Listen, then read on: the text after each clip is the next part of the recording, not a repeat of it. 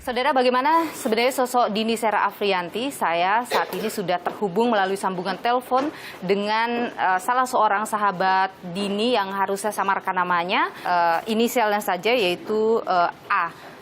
Mbak A, selamat sore, sehat selalu. Selamat sore. Mbak A ini adalah sahabat dari Dini, benar ya?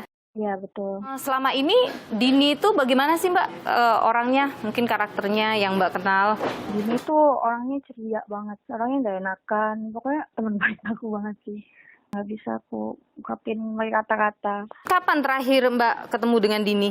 Beberapa hari sebelum kejadian sih, atau 3 hari kalau nggak salah. Seharusnya malam kejadian itu seharusnya saya juga datang, tapi saya kebetulan nggak jadi nyusul. Dan langsung dapat kabar Dini udah nggak ada gitu. Dini ini sering curhat sama Mbak A? Ya, sering. Biasanya apa yang sering diceritakan Dini ke Mbak A? Kalau dia lagi capek atau tentang pacarnya, pasangan-pasangannya, entah yang sebelumnya atau yang terakhir ini. Suka cerita tentang keluarganya misalnya? Ada, yang dia kadang cerita tentang anaknya. Dini sempat cerita ke Mbak soal kekerasan yang dialami oleh dia dari pacarnya? Enggak sih, nggak pernah. Saya juga kaget sih karena baru cek sosial medianya Dini. Ada luka lebam gitu memar di badannya. Kayaknya Dini setiap ketemu sama saya itu selalu pakai baju panjang. Mungkin dia mau nyembunyiin atau gimana. Saya nggak paham. Tapi saya sadar aja gitu. Tapi Mbak pernah ketemu dengan Ronald ini? Ya pernah. Ronald ini gimana kalau di depan Mbak sikapnya ke Dini? Ya, biasanya dia kalau di depan saya kelihatannya kayak biasa aja gitu, kayak sayang gitu. Dia pernah ngelakuin satu hal sama saya kalau dia udah nggak sayang sama Dini. Dia cuma kasihan aja sama Dini. Itu ada Dininya juga di situ. Tapi Mbak nggak pernah melihat ya Ronald berbuat kasar atau dengan kata-kata yang kasar, nggak pernah? Nggak pernah. Setelah kejadian ini, tentu proses hukum sedang berjalan ya ke Ronald. Apa yang Anda harapkan? Saya mau Ronald dihukum sesuai ya. Karena gara-gara dia saya nggak bisa ketemu sama saya lagi.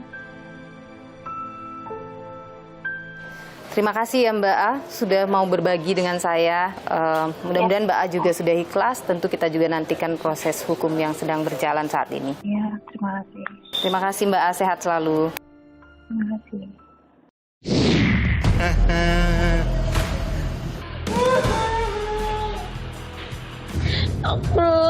Aku dibanting-banting.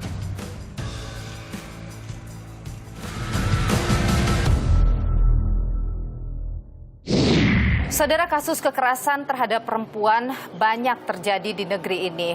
Dan para korban kekerasan ini jarang sekali yang berani untuk melapor. Mengapa demikian? Dan juga kenapa perempuan tidak bisa keluar dari lingkaran setan kekerasan itu? Apa yang bisa kita lakukan? Saya perbincangkan hal ini, saudara. Bersama saya sudah hadir psikologi klinis yang juga adalah aktivis perempuan, Kepala Biro Psikologi Rumah Cinta, Ibu Retno Leliani. Ibu Retno, terima kasih sudah bersama Nilu. Sehat selalu. Sehat selalu Mbak Nilu. Ada kasus yang mengejutkan. Mungkin ini memang bukan kasus pertama, tapi menjadi perbincangan publik. Seorang perempuan berusia 28 tahun, orang tua tunggal, mendapat kekerasan dari kekasihnya sampai ia meninggal dunia. Apa yang Anda baca dari kasus itu? Campur aduk ya Mbak, ada kesedihan mendalam, ada juga perasaan kemarahan gitu ya. Kenapa bisa terjadi gitu, gimana hati nurani gitu ya. Kalau saya pribadi berpikirnya ini PR besar buat kita gitu ya. Mengapa sekarang kok kekerasan itu semakin banyak gitu ya. Apa yang Ibu lihat? Apakah memang di sini ada, kalau kita katakan ini sebagai relasi kuasa sehingga kekerasan itu terjadi? Kadang-kadang banyak perempuan yang bilang, ih gue tuh bucin banget ya gitu ya. Jadi ketika dia berulang-ulang ucap bucin tuh dia menanamkan bahwa dia butuh banget gitu ke pasangannya gitu. Sehingga tadi, kenapa sih terjadi kekerasan? Lucunya kalau kita bilang kekerasan di perempuan itu selalu cara perempuan buat membela diri Mbak. Tetapi kalau laki-laki bilang kekerasan, itu selalu di kepalanya adalah bagaimana dia bisa menanamkan kontrol ke pasangannya, kan gitu. Jadi beda tuh kan tujuannya. Kalau perempuan jadi korban, dia selalu bilang, aku maafin kamu gitu ya. Nanti kamu pasti akan baikkan sama aku. Selalu begitu. Bagaimana tuh Bu kita membedakan bahwa laki-laki ini marah karena dia cinta, atau dia marah karena tadi itu adalah bentuk kekerasan? Karena kan sulit bagi perempuan membedakannya Bu. Nah kalau kita menemukan pasangan kita di awal baik, sweet gitu ya, manis gitu. Terus tiba-tiba tadi ketika dia meledak karena hal sederhana, Dia mulai tuh keluarin kata-kata yang tadi yang nggak baik, yang kasar gitu, yang sampai kemudian ke fisik, Mbak. Itu perlu diwaspadai menurut saya. Beresiko bahwa nih pasangan kita nih punya ketidakmampuan mengendalikan emosinya. Ada beberapa kasus ketemukan memang dia merasa sekarang tuh berkuasa karena dia anak orang berpangkat gitu ya, anak orang yang berduit gitu ya. Tapi ternyata dia sebenarnya punya rasa inferior, Mbak. Self esteemnya rendah. Makanya dia mengkompensasikan inferiornya ke pasangannya gitu. Apalagi tadi ya, konsep di kepala laki-laki, kekerasan itu bisa menyelesaikan masalah. Kalau di kita kan enggak, di perempuan. Kita cenderung kita pengen ngobrol ya, Mbak. Tapi laki-laki enggak. Banyak laki-laki yang pola didiknya bahwa kamu tuh pemimpin, kamu tuh maskulin gitu. Itu di kepalanya kekerasan adalah cara penyelesaian masalah. Yang terakhir, yang kelima, Mbak, kekerasan biasa terjadi pada pasangan ya. Kalau kepribadian pasangannya itu memang punya kecenderungan mengeksploitasi. Nah ini makanya kalau di masa pacaran nggak terlalu kelihatan sebenarnya, Mbak gitu. Tapi ketika sudah tadi berlangsung bertahun-tahun baru kelihatan tuh eksploitasinya. Nah itu juga ada risiko tadi. Sifatnya lebih ke posesif ya, Mbak. Jadi tadi nggak boleh kemana-mana, dijagain gitu. Tapi juga ada, Mbak, pada beberapa kasus eksploitasinya sampai ke dia minta pasangan untuk bekerja sementara dia asik-asik di rumah juga ada. Jadi eksploitasi sampai ke ekonomi juga ada. Apa yang membuat perempuan itu cenderung tidak berani keluar dari satu zona tadi itu? Cara berpikir kita perempuan itu kan basically terbesar karena perasaan ya, Mbak. Ya kan, ngerasa gitu.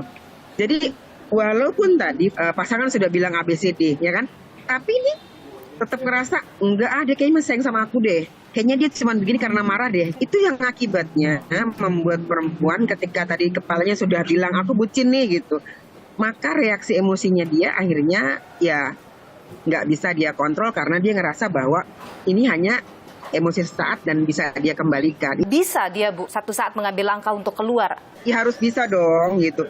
Kita ini hadir di dunia buat dicintai, buat disayangi, buat saling melengkapi.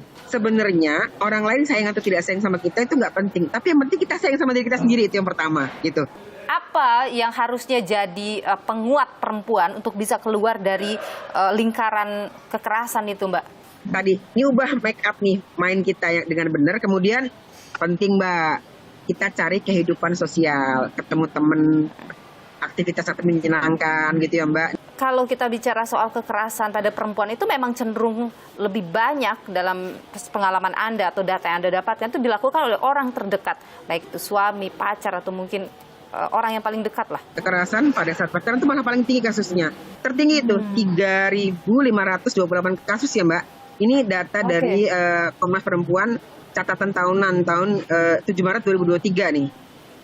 Terbanyak itu. Yang kedua baru terhadap istri, Mbak. Baru terhadap anak perempuan. Jadi tadi menarik. Nah kalau di data di Simponi dari Kementerian Perlindungan Perempuan dan Anak ya, data yang tertinggi juga dalam pacaran, Mbak. Jadi kita nih PR besar nih ya. Kenapa ya? Kenapa di situ yang banyak terjadi ya, Mbak?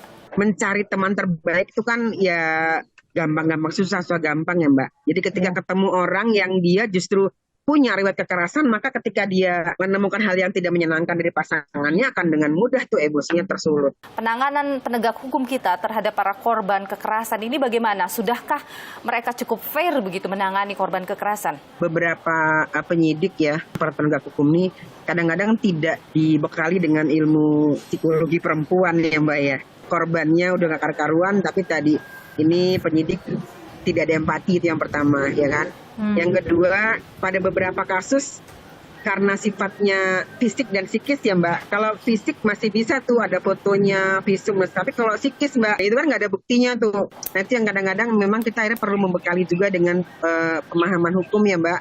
Pasal-pasal kalau mau melapor ini seperti apa. Jadi kita bisa tadi tanda petik datang ke polisi, sudah kondisi kita tahu nih kita mau melaporkannya pasal apa. Jadi nggak polisinya malah marahin kita, galak sama kita gitu. Memang ini PR, Mbak, menurut saya harus nih aparat penegak hukumnya diajarin juga nih. Baik Ibu Retno Leliani, psikolog klinis yang juga adalah aktivis perempuan, Kepala Biro Psikologi Rumah Cinta. Terima kasih atas pandangan Anda di Niluh. Sehat selalu, Bu Retno. Terima kasih, sehat selalu, Mbak. Kini, Ronald tengah menjalani proses hukum. Keluarga Dini berharap keadilan berpihak kepada mereka. Putus mata rantai kekerasan terhadap perempuan. Edukasi adalah kunci untuk memperkuat kesadaran masyarakat akan ancaman kekerasan dan jaminan mendapat keadilan hukum bagi perempuan yang jadi korban.